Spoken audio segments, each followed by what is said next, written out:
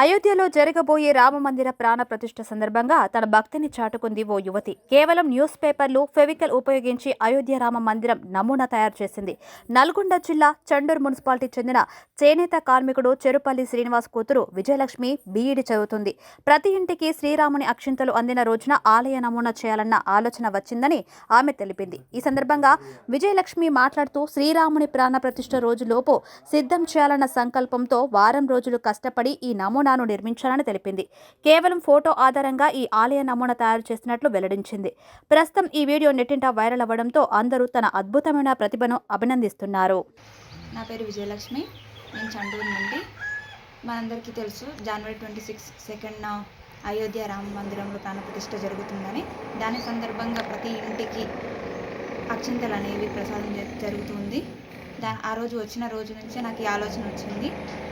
Paper తోటి, ఫెవికాల్ తోటి అయోధ్యలో ఉన్న రామ మందిరంనే మళ్ళీ నిర్మించాలని నాకు ఆలోచన వచ్చింది. దీనికి వారం రోజులు టైం పట్టింది.